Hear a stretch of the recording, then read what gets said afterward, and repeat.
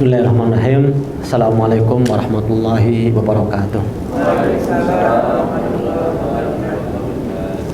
Alhamdulillahi wa kafa. Wassalatu wassalamu ala rasulil mustafa wa ala alihi wa ashabihi ahlus sidqi wal wafa. Asyhadu an la ilaha illallah wahdahu la syarikalah wa asyhadu anna Muhammadan abduhu wa rasuluhu la nabiyya ba'dah. Allahumma salli wa sallim ala sayyidina wa habibina wa maulana Muhammad sallallahu alaihi wasallam wa ala alihi wa ashabihi wa man tabi'ahum ila yaumil qiyamah, amma ba'd. Bapak Ibu, saudara-saudari, ikhwan dan akhwat, ustadz dan ustadzah sekalian yang Allah Subhanahu wa taala. Kalau kita merunut dakwah itu adalah satu pekerjaan yang dipelopori oleh para nabi dan para rasul. Para nabi dan para rasul sebelum Nabi Muhammad SAW itu dakwahnya bersifat lokal. Karena semua nabi dan rasul sebelum Nabi Muhammad SAW khusus diutus hanya untuk kaumnya. Sementara Nabi Muhammad SAW itu diutus untuk seluruh umat manusia, sudah bersifat global. Namun Rasulullah SAW memulai dakwah tetap saja bersifat lokal. Mulainya di Mekah. Kemudian di Mekah beliau mencetak generasi, membuat SDM. Setelah SDM-nya kokoh dan ditempa dengan kesabaran yang luar biasa, dan ternyata kesabaran yang paling unik itu adalah kesabaran menahan emosi. Itu paling unik. Orang Arab itu jangankan disakiti, dipelototin aja bisa jadi perang. Itu masa jahiliyah begitu. Tapi setelah masuk Islam, mereka itu dicaci maki, bahkan ada yang disiksa. Itu bisa bersabar, itu nggak sembarangan. Satu hari pernah ada sahabat yang datang menemui Rasulullah SAW dan mengadu, "Ya Rasulullah, kami dulu di zaman jahiliyah, jangankan disakiti seperti ini, dihina seperti ini, gitu ya, kami akan perang. Sekarang setelah kami masuk Islam ya Rasulullah, dan kalau kami mati akan masuk surga. Kalau kami mati akan masuk surga, kenapa kita gak membalas ya Rasulullah?" Oh, bayangin, ya. Sebelum mereka masuk Islam disakiti, balas gitu. Ini sudah masuk Islam, kalau mati masuk surga, gitu. Tapi gak balas. Nah, itu kan ketahanan emosi yang luar biasa. Nah, setelah 13 tahun beliau membina SDM dengan kesabaran yang luar biasa seperti ini, akhirnya beliau hijrah ke Madinah. Setelah hijrah di Madinah, membangun kota Madinah, kemudian dakwah pun diperluas. Tapi Rasul wafat, wilayah dakwah itu baru Jazirah Arab. Tapi Rasul sudah menyuguhkan pilot project yang istimewa, pilot project yang nggak terkalahkan sepanjang masa, yaitu generasi sahabat. Karena itulah maka setelah Rasul wafat, dakwah dilanjutkan oleh para sahabat. Setelah Khulafaur Rasyidin wafat, diganti dengan Bani Umayyah, diganti dengan Bani Abbasiyah, diganti dengan Bani sampai terakhir adalah Turki Utsmani. Dan ketika Turki Utsmani itu, wilayah dakwah sudah hampir merambah ke seluruh dunia. Namun belum semuanya. Qadarullah, Turki Utsmani pun runtuh 1924. Kemudian wilayahnya tercabik-cabik, dijajah oleh penjajah hampir seluruhnya. Nah, di masa-masa itu Indonesia yang alhamdulillah negara besar, mayoritas penduduknya muslim, sama juga dijajah. Yang menjajah saat itu adalah Belanda, sebelumnya Portugis, Spanyol, kemudian Portugis, Spanyol, terus Belanda, terus Jepang ya. Nah, setelah 17 Agustus, meskipun sebelumnya ada pembahasan-pembahasan, maka para tokoh bangsa kita ingin mengambil sebuah peran berikutnya. Kalau peran perluasan di masa Rasulullah SAW langsung dipimpin oleh Rasulullah. Peran perluasan setelahnya dipimpin oleh Khulafaur Rasyidin. Kemudian berikutnya dipimpin oleh Bani Umayyah, berikutnya dipimpin oleh Abbasiyah, kemudian keluar dari Jazirah Arab dipimpin oleh Turki Utsmani. Dan hampir seluruh komunitas, seluruh entitas itu pernah memimpin perluasan Islam, kecuali entitas Melayu. Belum ada sejarahnya Melayu memimpin dunia. Nah, karena itulah maka para tokoh bangsa kita mencanangkan bahwa peran berikutnya untuk memimpin dunia, menyebarkan Islam ke seluruh penjuru dunia, itu adalah bangsa Melayu. Dan saya teringat hadis Rasulullah Sallallahu Alaihi Wasallam yang diriwayatkan oleh Imam Muslim. Rasulullah Sallallahu Alaihi Wasallam bersabda, "Zuwiya liyal ardu." Bumi ditampakkan pada saya dalam bentuk miniatur, atau kalau bahasa sekarangnya, bumi di zoom oleh Allah di hadapan saya. Tahu di zoom ya? Jadi kalau sesuatu itu kecil di jauhan, kalau kameranya di zoom itu kelihatan gede, sehingga terlihat semuanya kan. Nah, bumi itu di zoom oleh Allah di hadapan saya, sehingga aku melihat masyariqaha wa magharibaha. Kulihat timur dan baratnya. Wa sayablughu mulku ummati ila ma zuwiyali. Dan kekuasaan umatku akan sampai pada bumi yang di zoom di hadapan saya. Wa u'titul kanzaini, dan aku diberi dua perbendaharaan, al-ahmaru wal abyadu, merah dan putih. Nah, karena itulah maka tokoh-tokoh bangsa kita karena ingin mengambil peran ini, kemudian menjadikan lambang negaranya adalah merah dan putih. Meskipun penjelasan dari para ulama, merah dan putih itu maknanya macam-macam. Ada yang memaknai merah dan putih itu emas dan perak. Ada yang memaknai merah dan putih itu adalah kekaisaran Romawi dan Kisra Persia. Betapapun beragam penafsiran para ulama tentang kanzaini, dua perbendaharaan, al-ahmaru wal abyad, tapi secara warna Rasul menyebutkan dua warna, merah dan putih.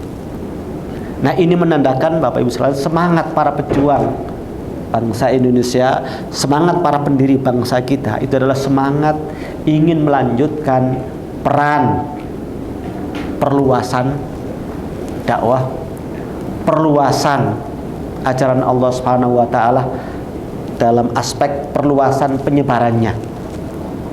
Dan peran itu kelihatannya ingin diambil oleh bangsa Indonesia yang penduduknya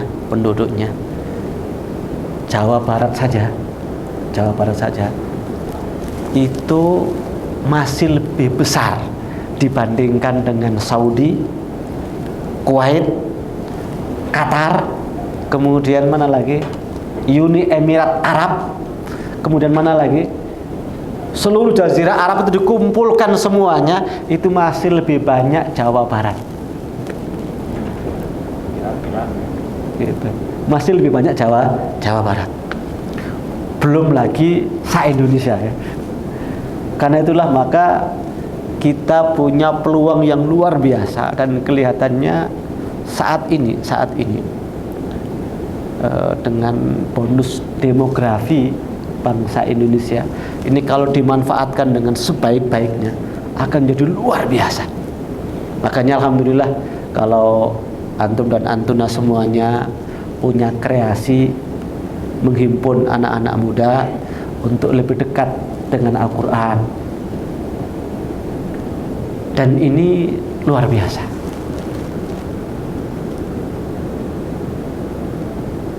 Mudah-mudahan ini bagian dari perwujudan cita-cita nasional kita, dan peran yang tadi saya sebutkan itu dirumuskan oleh para pendiri bangsa kita itu pembukaan Undang-Undang Dasar Negara Republik Indonesia tahun 1945. Silakan dibaca di alinea keempat di tengah itu, dan ikut melaksanakan ketertiban dunia yang berdasarkan kemerdekaan, perdamaian abadi, dan keadilan sosial.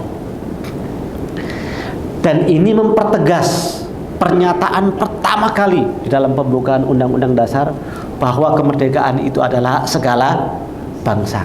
Dan oleh sebab itu maka penjajahan harus dihapuskan dari muka bumi karena tidak sesuai dengan pri kemanusiaan dan pri keadilan. Artinya kalau ada penjajahan di muka bumi ini, ada satu entitas menjajah wilayah yang lain, baik penjajahan secara politik maupun penjajahan secara ekonomi maupun penjajahan secara sosial, secara budaya, maka itu harus dihapuskan.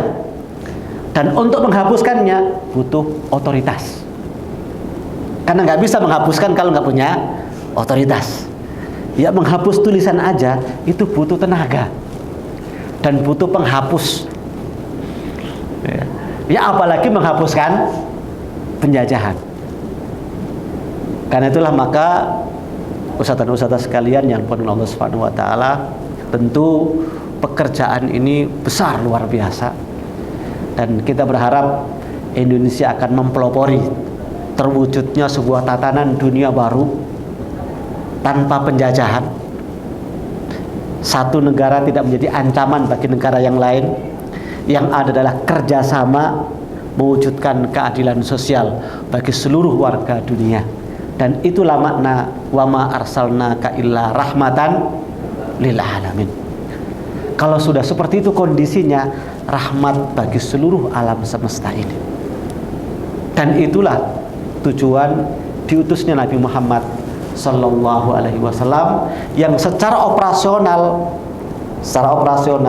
ketika beliau berdakwah dan beliau wafat, maka skup masih Jazirah Arab. Tapi itu pilot project yang paling istimewa. Nah, Bapak Ibu sekalian, ustadz-ustadzah, bagi para penghafal Quran yang ingin saya pesankan satu: tumbuhkan harapan di tengah-tengah masyarakat. Jangan membuat masyarakat pesimis. Jangan membuat masyarakat jadi putus asa. Meskipun harga Pertalite 10.000 dari 6.500 dan kelihatannya susah dirubah, bahkan kemungkinan Pertalite akan dihapus, tapi jangan kemudian membuat masyarakat semakin putus asa. Ongkos transportasi juga sudah mulai naik. Saya kemarin dari Jakarta naik bus, itu sudah naik 10.000. Bis Jakarta Bandung, Prima Jasa. Tadi saya pesen travel untuk keberangkatan saya besok, sama juga. City Trans itu yang biasanya 185 sekarang 195, naik 10.000. Karena BBM naik, ya ikut kendaraan juga, transportasi juga naik. Nah, tentu Bapak Ibu sekalian, ustadz-ustadzah, ikhwan dan akhwat sekalian, melihat situasi seperti ini, ditambah lagi kalau kita melihat di sekitar kita, mungkin di sekitar Bapak Ibu di pesantren itu alhamdulillah ya, masyarakatnya luar biasa, ikut bersama-sama pesantren gitu ya. Tapi coba keluar lagi di luar, itu ketemu melihat masyarakat itu kadang-kadang jangankan membaca Quran, gitu, kenal Quran mungkin tidak.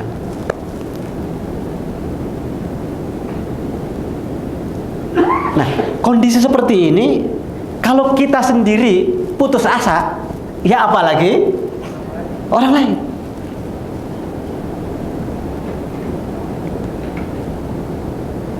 Karenanya saya ingatkan dengan sabda Rasulullah sallallahu alaihi wasallam yang diriwayatkan oleh Imam Muslim,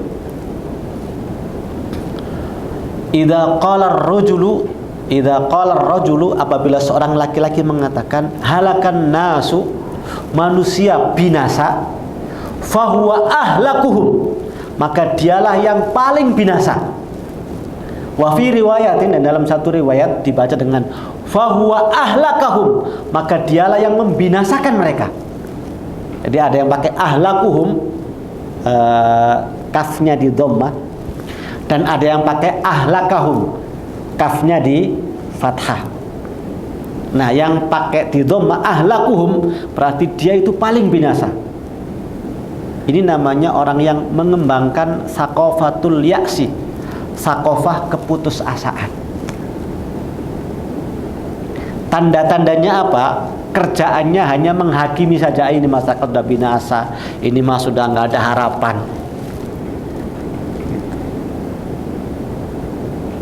Ketika kita sudah mulai mengatakan seperti itu, artinya kita sudah putus asa mengajak orang.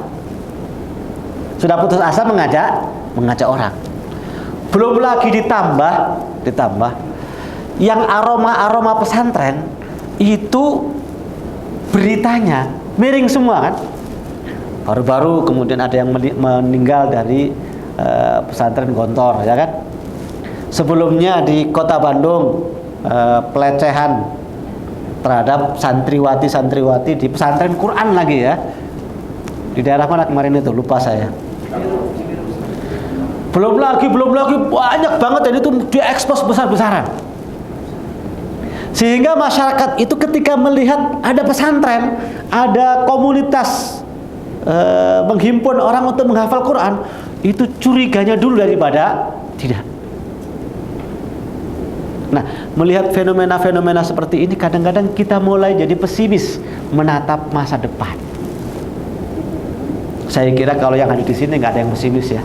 Kalau pesimis pasti nggak ke sini.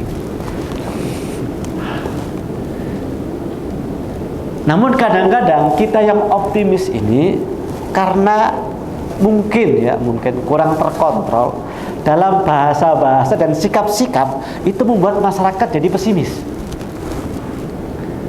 Sambil contoh misalnya, ketika ke masyarakat, mungkin bukan masyarakat sekitar Bapak Ibu ya, masyarakat yang agak luas sedikit, misalnya keluar misalnya. Kemudian kita menjelaskan tentang keutamaan menghafal Quran misalnya. Dengan menjelaskan tentang keutamaan menghafal Quran, kadang-kadang sedikit menyinggung orang yang nggak hafal. Dan menyinggungnya itu kadang-kadang nggak sengaja sebetulnya, nggak sengaja. Tapi orang yang nggak hafal Quran jadi merasa tersisih. Akhirnya saya kayaknya nggak punya potongan untuk bisa hafal Quran. Akhirnya apa? Menjauh dan akhirnya semakin jauh. Atau mungkin tanpa kita sengaja, ada santri yang datang, kemudian belajar. Ketika menghafal Quran baru seminggu karena mendapatkan semprotan yang tidak proporsional, akhirnya muntaber. Tahu muntaber? Mundur tanpa berita. Tiba-tiba hilang. Pulang nggak pakai pamit, nggak pakai, hilang aja. Tapi saya kira nggak ada di pesantren Satria Muda, nggak ada ya. Insya Allah nggak ada.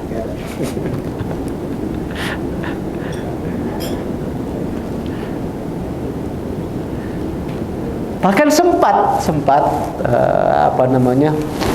dulu saya ngajar di Mahat Al-Imarat Bandung. Pas pendaftaran itu banyak banget. Ketika berjalan sebulan, itu sudah hampir sepertiganya hilang. Baru sebulan, sepertiganya hilang. Ternyata usut punya usut. Itu ada yang pada awalnya sebelum masuk Al-Imarat untuk belajar bahasa Arab itu mendapatkan arahan, mendapatkan tauji, mendapatkan ya pokoknya motivasi tentang pentingnya belajar bahasa Arab. Ternyata dia nggak bisa ngikutin. Ketika nggak bisa ngikutin, sudah kadang-kadang masuk, kadang-kadang nggak masuk. Pinginnya 1 bulan udah beres semuanya. 1 bulan udah beres. Ternyata 1 bulan nggak bisa. Akhirnya dia putus asa. Setelah putus asa, ada temennya yang mau daftar. Jangankan ente, saya aja sudah sebulan nggak bisa. Akhirnya temennya pun nggak jadi daftar. Nah, thaqafatul ya'as seperti ini jangan dipertahankan. Buatlah orang enjoy, aman, enak belajar Quran itu. Dan alhamdulillah ternyata antum bisa ya membuat orang 6 bulan bisa setoran full. Ini luar biasa. Tinggal mungkin kalau 6 bulan napasnya dipanjangin dikit. Jadi 1 tahun, sehingga 6 bulan berikutnya itu mutqin gitu. Sehingga benar menghasilkan hafidz Quran yang mutqin. Nanti kalau ditambah lagi setengah tahun lagi, jadi 1 tahun setengah, maka setengah tahunnya itu ditambah dengan mengkaji mungkin ayat-ayat pilihan sebagai bekal dia agar bisa menyelami hidup ini itu dengan panduan Al-Quran yang dihafalnya. Ya tentu ini perlu kerja keras, dan mungkin bisa dibikin kelas baru, dia kelas pasca setoran, meskipun kelihatannya kalau untuk agenda yang ketiga tadi, yang penambahan setengah tahun dari 1 tahun yang mungkin tadi itu, kelihatannya untuk mencari donaturnya agak susah. Masih agak susah. Kalau untuk 6 bulan pertama mungkin masih mudah. Nah, ketika masuk 6 bulan berikutnya ini sudah mulai rada-rada agak rumit. Tapi bisa. Apalagi 6 bulan berikutnya. Tapi nggak ada yang mustahil. Yang penting kerja keras. Dan antum kan dulu nggak membayangkan bahwa lembaga antum sudah seperti ini kan? Dulu nggak membayangkan, tapi ternyata bisa. Rasulullah SAW ketika dakwah pertama kali di Mekah itu sulitnya luar biasa. Rasulullah nggak pernah putus asa sedikit pun. Tapi ada sebagian sahabat yang mulai membayang keputusasaan di wajahnya. Salah satunya adalah Khabbab ibnul Ard radhiyallahu anhu.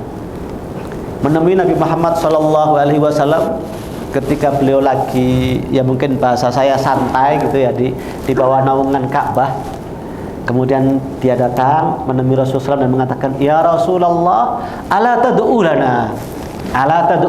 lana? Tidakkah engkau berdoa untuk kami ya Rasulullah? Ala tastansiru lana? Tidakkah engkau memohon kemenangan untuk kami semua ya Rasulullah?" Nah, kata-kata ini membayangkan sebuah keputusasaan, seolah-olah sudah nggak tahan dengan penderitaan di Mekah. Maka mendengar itu Rasulullah langsung bangkit, wajah beliau kelihatan memerah. Kemudian beliau mengatakan, "Demi Allah, orang sebelum kalian itu ada yang digalikan tanah, kemudian dia dimasukkan ke galian itu, terus diletakkan gergaji di kepalanya, dibelah menjadi 2, dan dia tidak mengubah agamanya, nggak mengubah keyakinannya.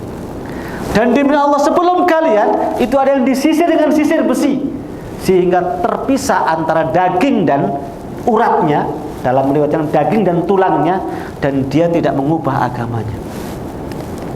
Setelah itu beliau mengatakan, "Demi Allah, urusan agama ini akan dimenangkan oleh Allah Subhanahu wa taala, sehingga seseorang berjalan dari Hadramaut ke Sana'a." Di mana itu? Hadramaut ke Sana'a itu di mana? Yaman. Negerinya Syekh Yazid. Ya, yang mungkin pernah dan sering katanya memberikan talaki kepada antum dan semuanya, atau kepada santri-santri. Dan rata-rata wali songo dulu yang datang ke Indonesia itu dari wilayah ini.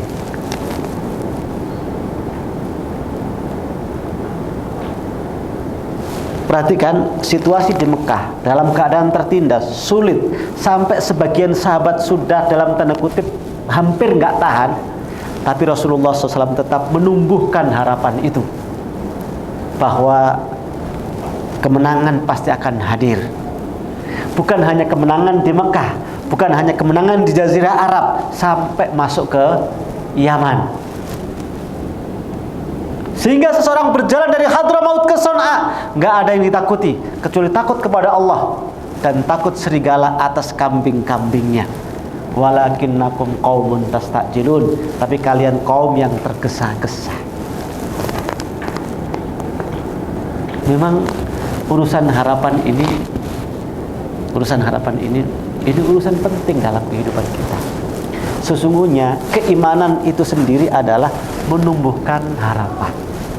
Kenapa? Karena orang yang beriman itu punya harapan masuk surga. Karenanya tantangan apapun di dunia ini semuanya kecil, sebab ada harapan surga. Dan karena ada harapan surga itulah maka orang bekerja luar biasa, serius, bahkan mungkin bukan hanya serius, bisa 2 rius, bisa 3 rius, bahkan berius-rius ya, bukan hanya serius aja. Karena ada harapan. Nah, karena itulah ketika ingatan orang dengan surga itu melemah, nah biasanya keputusasaan mulai membayang. Saya kira kita semuanya ini mendapatkan ujian nggak seberat ujian yang dialami oleh sahabat di Mekah. Bener nggak? Saya yakin ujian kita sederhana lah gitu ya. Paling kadang-kadang persoalan kehidupan yang ya sedikit sekali. Tentu ujian-ujian, tantangan-tantangan itu jangan membuat kita putus asa. Justru itu istilahnya apa ya, menantang, memancing adrenalin kita. Tantangan itu sebetulnya adalah memancing potensi yang terpendam dalam diri kita agar keluar. Makanya dulu pernah ada seorang yang melihat seekor kupu-kupu, ya, seekor kupu-kupu ketika dia yang bermutasi menjadi kepompong, terus ulat, menjadi ulat ya, terus ulat menjadi kepompong ya, kemudian dari kepompong menjadi kupu-kupu, metamorfosa. Nah, ternyata ada kepompong itu disobek oleh seseorang biar mempermudah calon kupu-kupu ini keluar.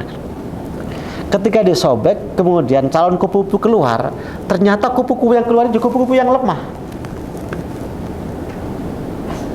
terbang susah, dan pada akhirnya tergilas oleh situasi. Ternyata kepompong itu dibiarkan begitu dan kupu-kupu ini menembus. Berupaya menembusnya itulah kemudian memperkuat posisi kupu-kupu ini sehingga ketika keluar beneran dia bisa terbang dan indah. Nah, demikian juga tantangan-tantangan yang kita hadapi jangan membuat putus asa, justru membuat kita semakin semangat. Ya, istilahnya kalau di dalam Al-Quran kan banyak kita ingat ya, sumpah Allah Subhanahu wa Ta'ala itu seringnya menggunakan kalau nggak waktu malam, waktu siang, waktu duha kan gitu. Ada wadduha, ada wal fajr, ada apa lagi, walail, ada wasyams.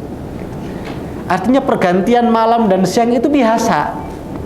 Kadang-kadang malam, kadang-kadang siang.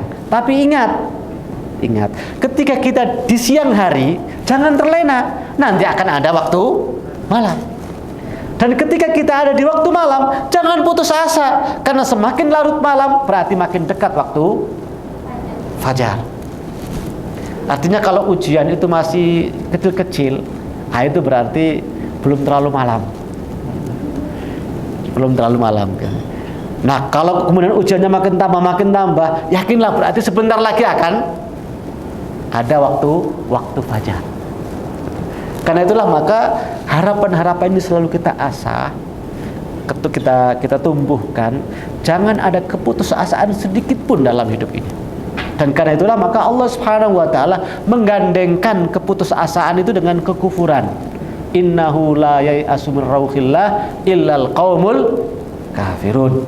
Enggak ada yang putus asa dari rahmat Allah kecuali hanya orang kafir. Orang itu selama masih beriman, maka harapan itu masih selalu ada. Dan insya Allah mudah-mudahan mulai dari Bapak Ibu semuanya, Ustadz semuanya, maka cita-cita bangsa Indonesia dan ikut melaksanakan ketertiban dunia yang berdasarkan kemerdekaan, perdamaian abadi dan keadilan sosial akan terwujud. Aku qouli hadza wa astaghfirullahaladzim innahu ghafurur rahim. Assalamualaikum warahmatullahi wabarakatuh. Waalaikumsalam warahmatullahi wabarakatuh. Alhamdulillah, luar biasa sekali apa yang disampaikan oleh beliau, sehingga ini menjadi sumber oksigen kita, ya. Saya harap kita bisa berkembang lagi. Karena kita tahu di depan sana sebetulnya garis finishnya mungkin tidak ada garis finish. Garis finishnya mungkin tidak terlihat karena memang tidak ada. Yang kita masalah. Baik, ada yang ingin bertanya atau sudah menyiapkan pertanyaan pakai kertas juga boleh, maka dari Iwan, Bapak, dari Akhwat, maka Ibu perkenalkan siapa dan hubungan dengan saya apa.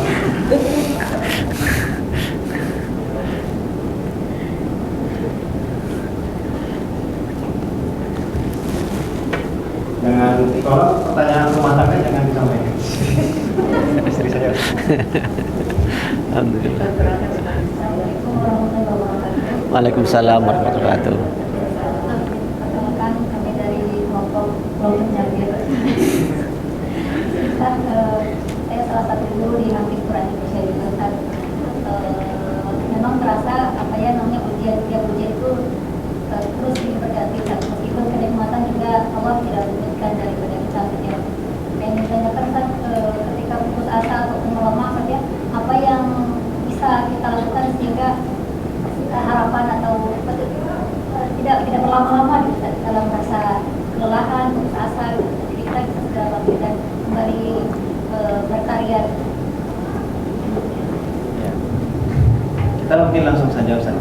Ya. Oke, ada beberapa kisah ya. Yang pertama, kisah dari Rasulullah Sallallahu Alaihi Wasallam. Ketika beliau mendapatkan wahyu pertama kali Iqra, kan beliau pulang menggigil ya, menggigil. Nah, dalam beberapa riwayat, setelah itu wahyu terputus, agak lama begitu. Nah, saat wahyu terputus itulah Rasulullah SAW dalam tanda kutip dalam riwayat tersebut kayak orang putus asa gitu. Beliau naik ke atas bukit, ketika mau melemparkan diri beliau dari atas bukit itu, maka Jibril nampak kemudian mengatakan, "Hai Muhammad, kamu adalah Rasul Allah Subhanahu wa taala, jangan putus asa." Kemudian beliau turun lagi. Ketika belum ada wahyu lagi ya turun, belum naik lagi sampai beberapa kali. Nah, dari kisah ini saya ingin ambil sebuah pelajaran. Ketika kita putus asa, maka ingat kembali siapa sebetulnya kita. Ingat kembali siapa sebetulnya kita. Nah, ketika kita ingat siapa diri kita, kita adalah hamba Allah Subhanahu wa taala. Dan hamba Allah itu Allah semuanya yang mengaturnya. Kita dipilih oleh Allah Subhanahu wa taala menjadi hambanya dan terus mempertahankan sebagai hambanya, itu akan luar biasa. Ini satu kisah. Kisah yang lain, ada seorang ustadz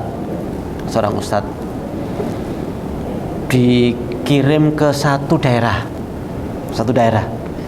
ternyata beliau nggak cocok dengan makanan daerah itu, sehingga hari kedua itu istilah orang sekarang menwa gitu ya. Apa menwa itu ya? Ya pokoknya buang-buang air aja, diare kan. Sampai lemes badan beliau itu, sehingga hari-hari hanya di kamar saja. Ketika hari-hari di kamar itulah beliau merasa jenuh, kemudian ngambil sebuah buku. Pas yang dibaca itu adalah kisah 60 sahabat. Karangan siapa? Khalid Muhammad Khalid, ya. Rijal Haular Rasul. Rijal Haular Rasul, kisah 60 sahabat. Pas yang dibaca itu kisah Bilal bin Rabah. Ketika membaca kisah Bilal bin Rabah selesai, dia mengatakan pada dirinya, ya Allah, Engkau menguji saya cuma seperti ini, sementara Engkau menguji Bilal kayak seperti itu dan dia tetap bertahan. Sungguh terlalu lemah jiwa saya. Akhirnya buku itu ditaruh, kemudian beliau langsung ke air bersih-bersih, kemudian pakai celana keluar dari rumah. Setelah itu hilang diarenya dan sembuh, dan kemudian bisa beraktivitas. Ini kisah yang kedua. Saya kira cukup ya, nggak perlu kisah yang ketiga ya. Nah yang ketiga ya kisah yang tadi ya, kisahnya Khobab ibnul Ard. Memang kadang-kadang butuh orang yang memberikan semangat, tapi itu jalan yang kesekian ya. Jalan yang pertama itu coba diri kita sendiri kita olah. Memang iman itu yazidu wa yanqus, tapi tarbiyah dzatiyah, mentarbiyah diri sendiri itu jadikan andalan dulu. Kalau ternyata nggak mempan juga, baru kemudian bantuan dari luar. Ya, sebetulnya penyakit pun secara fisik tubuh kita itu punya imunitas. Karenanya jangan buru-buru minta bantuan dari luar. Ya, gunakan dulu imunitas kita untuk melawan penyakit tersebut. Makanya kalau sekedar pilek, sekedar pusing gitu ya, jangan buru-buru minum obat. Terus minta cuti. Lawan dulu dengan imunitas kita dulu. Sebetulnya kita punya imunitas itu. Makanya asupan makanan, kemudian olahraganya yang perlu diatur sehingga imunitas kita bertambah untuk melawan penyakit. Kalau itu memang sudah nggak bertahan lagi, barulah bantuan dari luar obat ya. Nah demikian juga ketika rasa optimis kita itu sudah mulai melemah. Nah optimis melemah itu berarti iman juga ikut melemah. Nah di sini perlu melakukan tarbiyah dzatiyah. Nah salah satu contoh tarbiyah dzatiyah tadi, kalau kita ambil dari Rasulullah SAW, kisah Rasul tadi itu adalah mengenal siapa sebenarnya diri kita ini. Nah kemudian yang kedua, seperti yang dilakukan oleh salah seorang ustadz yang saya ceritakan tadi, dengan membaca kisah, mentelaah dan sebagainya. Dan Al-Quran kan penuh dengan kisah-kisah yang luar biasa, luar biasa. Terakhir, Bapak Ibu sekalian, sebetulnya jiwa kita itu kan dikelilingi oleh beberapa perasaan ya, perasaan. Nah yang terluar itu kendali kita sangat kecil. Kendali kita sangat kecil yang terluar itu, yaitu anggapan orang pada kita. Anggapan orang pada kita itu kendali kita sangat kecil, karena kita nggak bisa ngatur orang agar selalu menganggap kita baik. Bener nggak? Misalnya ada yang biasanya muji-muji kita, tiba-tiba mencela kita misalnya begitu ya. Kita nggak bisa mengatakan, jangan cela saya dong, kan dulu setahun penuh memuji saya, masa sekarang kamu mencela saya? Kan bisa begitu. Kita nggak bisa ngatur orang. Nah yang kedua itu sarana prasarana kehidupan. Nah sarana prasarana kehidupan, kendali kita agak lebih gede dikit, agak lebih gede dikit. Tapi sesungguhnya nggak ada juga, kecil juga. Kenapa? Karena sarana prasarana kehidupan ini kadang-kadang kadang-kadang tanpa kita minta tiba-tiba diambil orang, tiba-tiba ditipu orang, tiba-tiba mungkin ada orang bakar-bakar nyerempet ke milik kita. Ya kayak orang berkendara lah, kalau kita nggak nyerempet orang mungkin diserempet orang, kalau kita nggak nabrak orang ditabrak orang, misal gitu. Artinya kendari kita juga kecil sebetulnya, tapi lebih besar daripada yang pertama tadi. Nah yang ketiga itu kesehatan kita. Makanya jaga kesehatan. Insya Allah orang kalau sehat itu harapannya selalu ada. Ya. Dan terutama para penghafal Quran, jaga kesehatan ya. Bukan apa-apa, bukan karena kita takut mati, enggak. Meskipun sehat bugar itu kalau waktunya mati ya mati. Ya.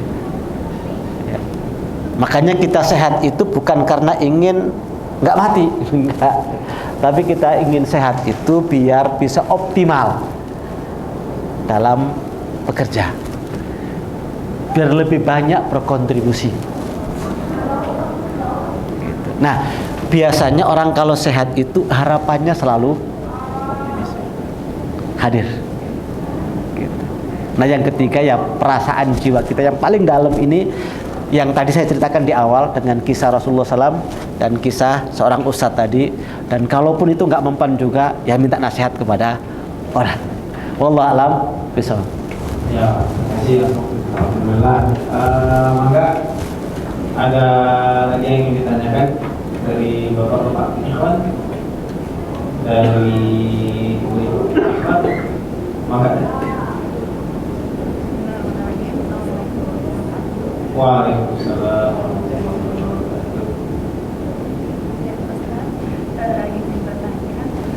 Belakangan ini sering sekali kita mendengar tentang kesehatan jiwa ya. Kalau anak muda sekarang bilangnya dalam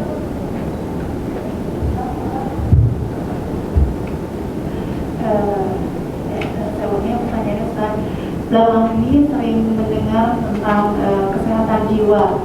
Anak-anak sekarang menyebutnya mental health gitu.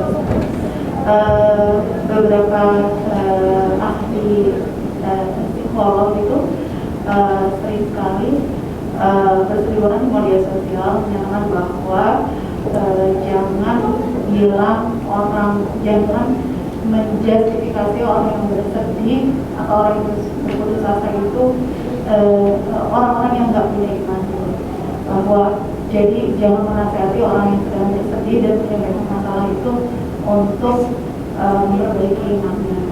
Sebetulnya dalam Islam jembatannya ini seperti apa Ustaz, antara kesehatan jiwa, kebahagiaan, keputusasaan dengan keimanan. Assalamualaikum. Ya sebetulnya memang kalau ada orang bersedih itu juga belum tentu putus asa sih memang. Karena kadang-kadang sedih itu bukan urusannya karena putus asa. Namun memang kita nggak boleh kemudian ketika ada orang putus asa terus seolah-olah imannya hilang, nggak. Tapi imannya pasti berkurang. Tinggal tergantung kadar keputus asaannya. Kan putus asa itu ada yang sampai 100%, nah ada yang 1%, ada yang dan seterusnya kan. Yang jelas kalau orang putus asa itu pasti imannya berkurang seukuran putus asanya. Nah, sedih itu biasa, manusia sedih itu biasa. Yang penting jangan sedih yang berkepanjangan. Satu hari Rasulullah SAW masuk masjid. Kemudian ada seorang sahabat yang lagi duduk termenung. Saya lupa namanya. Kalau sudah lupa biasanya nggak ingat ya. Nanti lah kita ketemu pokoknya. Nah, ketika ditanya sama Rasul, kenapa kamu duduk di masjid di luar waktu sholat? Nah ini sahabat ini sedih, tapi kemudian untuk menghilangkan kesedihannya itu tidak kemudian cari hiburannya ke masjid. Maka ketika Rasul masuk melihat dia seperti begitu, ditanya sama Rasul, dia jawab, ya Rasulullah, saya duduk di sini karena hutang yang melilit saya ya Rasulullah. Jadi utangnya banyak. Nah, saat itu Rasul kemudian mengajarkan, wahai sahabatku, mau nggak kamu kuajari satu doa yang kalau kamu ucapkan, maka Allah akan menghilangkan kesedihanmu dan akan membayarkan utang-utangmu. Nah, kan gitu. Jadi sedih itu biasa ada. Tapi jangan berkepanjangan sampai kemudian melupakan kekuasaan Allah Subhanahu wa taala, melupakan surga. Nah, apa doa yang diajarkan tadi? Ada yang ingat? Allahumma inni a'udzubika minal hammi wal hazan. Ya Allah, aku berlindung padamu ya Allah dari ham dan hazan. Pertama, doa itu keyakinan. Karena nggak mungkin orang berdoa kepada Allah kalau nggak yakin bahwa Allah itu maha kuasa dan Allah itu karim, maha derma. Kan nggak mungkin orang memohon kepada Allah dan yakin Allah nggak kuasa, kan nggak mungkin ya. Makanya orang berdoa itu tandanya dia yakin ada Allah dan dia yakin bahwa Allah itu maha kuasa dan Allah itu maha karim. Makanya doa itu bagian dari ibadah. Karena doa itu mencerminkan keyakinan dan doa itu mencerminkan harapan. Karena orang kalau nggak punya harapan, gimana bisa berdoa? Ya kan? Dengan dia berdoa itulah ada harapan. Nah, doanya apa? Yang kedua, doa itu tekad. Doa itu tekad. Artinya kita ingin mendapatkan yang kita sebut dalam doa kita. Nah, doa di sini, ya Allah, aku berlindung kepadamu ya Allah dari ham. Ham itu apa? Ham itu kesedihan dengan apa yang akan terjadi. Ham itu kesedihan dengan apa yang akan terjadi. Hazan itu beda dengan khazin ya, beda. Ini pakai ha ya. Kalau saya pakai kho ya beda. Ya. Hazan itu sedih dengan apa yang telah terjadi. Jadi kalau ham itu sedih dengan apa yang belum terjadi. Hazan itu sedih dengan apa yang sudah terjadi. Maka Ibnul Qayyim Al-Jauziyah mengatakan ham dan hazan itu dua penyakit hati yang kontradiksi dengan keimanan. Semakin kuat dua penyakit ini berarti semakin lemah imannya. Semakin kecil dua penyakit ini dalam hati berarti semakin kuat imannya. Itulah ham dan hazan. Ham itu bertabrakan dengan tawakal. Hazan itu bertabrakan dengan ridho biqadarillah. Gitu. Nah, kalau orang beriman masa depan kan nggak ada yang tahu. Karena nggak ada yang tahu, jangan berprasangka buruk dengan Allah Subhanahu wa taala. Contoh berprasangka buruk kepada Allah itu ada beberapa anak muda di masa saya masih muda dulu. Di masa saya masih muda dulu. Tahun berapa itu ya? Tahun ya 70-an lah gitu. Di masa saya masih muda dulu ya. Itu ada satu kelompok anak-anak muda menamakan diri Madesu. Masa depan suram katanya.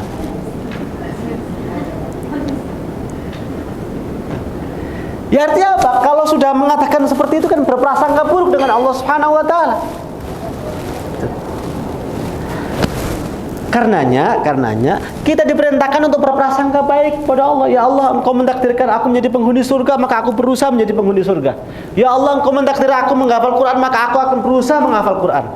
Ya Allah, Engkau mentakdirkan aku menjadi orang kaya, maka aku berusaha menjadi orang kaya. Ya Allah, Engkau mentakdirkan aku menjadi orang yang sehat, aku berusaha untuk sehat. Itulah namanya berprasangka baik pada Allah. Sementara apa yang telah terjadi kita sedihkan juga gak ada gunanya. Karena itu nggak perlu sedih dengan apa yang sudah terjadi, tapi ambil pelajarannya. Karena seorang mukmin itu nggak akan disengat dalam satu lubang dua kali, ya kan? Katakanlah misalnya ini nggak ada listriknya, nggak ada aliran listriknya karena baterai ya. Ada aliran listriknya, cuma nggak listrik langsung ya. Ketika saya pegang bikin penyanyian trombian kan biasanya begitu, kudu mic zaman dulu kan begitu ya. Di sekujurnya trom kan. Maka ketika nyetrum itu nggak mungkin kemudian Coba sekali lagi kan nggak mungkin ya. Biasanya sudah kapok sekali aja.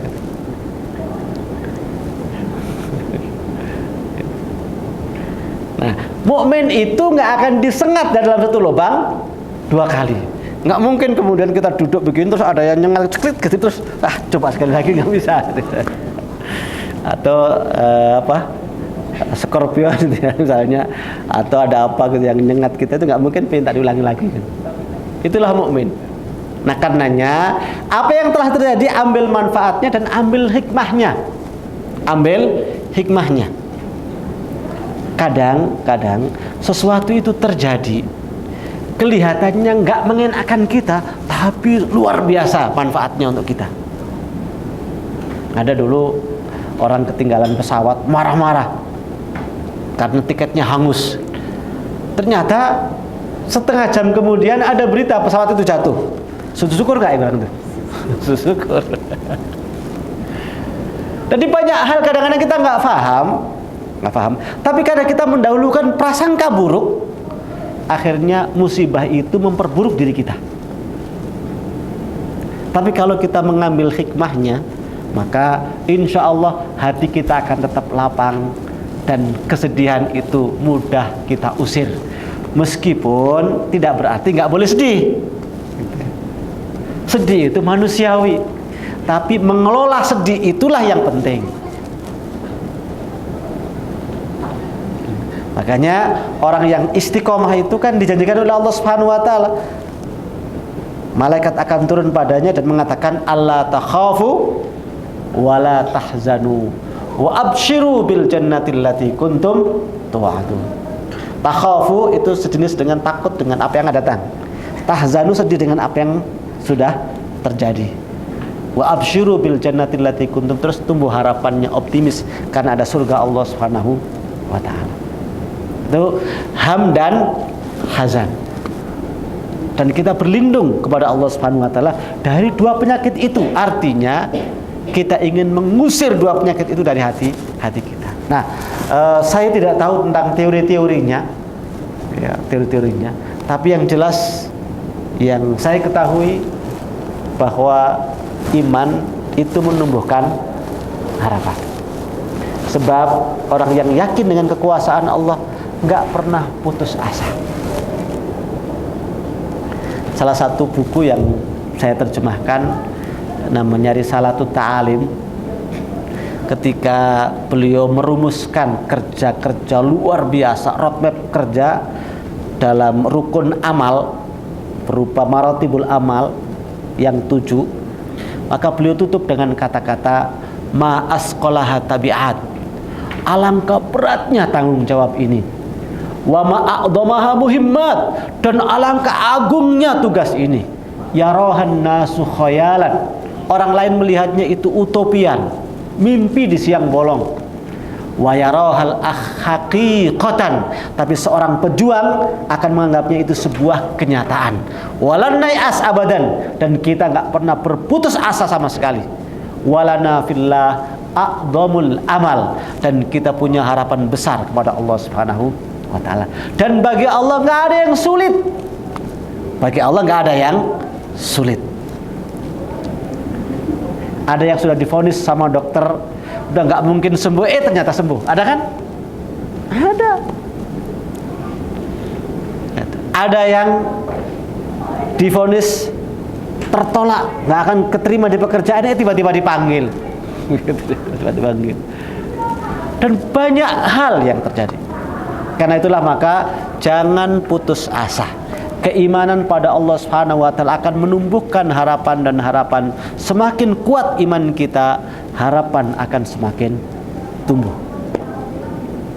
Bahkan kalaupun dia dirundung dengan berbagai macam musibah, katakanlah dia lahir anak orang tuanya meninggal, besar sedikit seluruh kerabatnya meninggal semuanya, besar lagi kekayaannya terbakar semuanya, besar lagi lumpuh total misalnya begitu ya. Tapi kalau dia orang yang beriman, tetap akan tersenyum menghadapi kehidupan. Dia akan mengatakan, ya Allah, nggak apa-apa, kan di dunia ini nggak lama, esok atau lusa saya akan kembali kepadamu ya Allah, dan kalau engkau ridho kepadaku ya Allah, maka akan engkau ganti dengan kenikmatan yang tidak ada bandingannya nanti di akhirat. Karenanya orang yang seperti ini nggak akan mengenal putus asa, nggak akan mengenal putus asa. Wallahu a'lam bishawab. Ya baik, alhamdulillah jazakumullah Ustaz atas jawabannya, dan barangkali kita cukupkan ya untuk pertanyaan-pertanyaan. Mungkin ada closing message mau disampaikan Ustaz? Ya, ibu sekalian, kehidupan ini perjalanan menuju kepada Allah Subhanahu wa taala. Dan perjalanan kita sesungguhnya kan diawali sejak roh kita diciptakan oleh Allah Subhanahu wa taala. Nah, ketika roh ini disemayamkan dalam tubuh kita, kemudian kita terlahir ke muka bumi, maka Allah menamai dunia ini ujian. Darul bala, rumah ujian. Maka ketika kita di dunia itu semuanya ujian. Apapun hasil dari kerja kita, itu semuanya ujian. Jadi ketika antum punya yayasan, kemudian yayasan ini ternyata sesuai dengan perencanaan antum, itu ujian. Ketika nggak sesuai, itu ujian, nggak pakai juga. Kenapa? Karena dunia ini ujian. Kapan selesainya ujian? Nah, selesainya ujian itu kalau kita sudah mengakhiri tugas hidup di muka bumi ini, tentu karena Allah yang memutuskannya. Terus kita kembali kepada Allah saat diumumkan nanti di hadapan Allah, dibuka catatan amal kita dan ternyata kita layak untuk masuk surga, itulah lulus ujian. Makanya selama kita masih di dunia, ini semuanya ujian. Bahkan Bapak Ibu sekalian, keimanan kita ini pun masih ujian. Apakah kita bisa mempertahankannya atau tidak? Bahkan Rasulullah sallallahu alaihi wasallam pun mengajarkan kepada kita, Allahumma ya muqallibal qulub, tsabbit qalbi ala ta'atik, tsabbit qalbi ala dinik. Ya Allah yang membolak-balikkan hati, teguhkan hati kami tetap dalam keimanan padamu ya Allah, tetap dalam ketaatan padamu ya Allah, tetap dalam agamamu. Itu Rasulullah mengajarkan kepada kita gitu.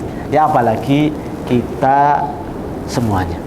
Karena itulah maka tetaplah dalam perjalanan menuju kepada Allah Subhanahu wa taala, capaian-capaian yang menyenangkan hati kita, bersyukurlah dan kemudian gunakan untuk berjuang lebih giat lagi, berjuang untuk lebih optimal lagi. Kalau ternyata satu hari apa yang kita targetkan belum tercapai, jangan putus asa. Mungkin Allah ingin agar kerja kita lebih serius, kerja kita lebih sungguh-sungguh, dan mungkin kita evaluasi diri kita, mungkin kurang ikhlas, mungkin kurang sungguh-sungguh, sehingga terus-menerus menjadi lebih baik.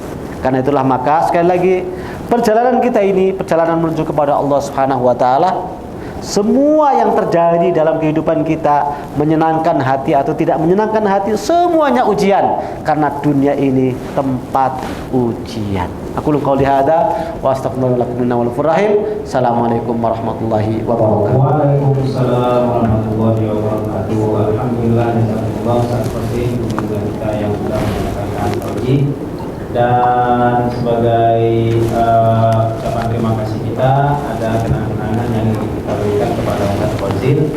Mohon dipersiapkan panitia, dan untuk penyerahan boleh kami minta kesediaan dari para pengurus yayasannya, Pak Agus, barangkali didampingi oleh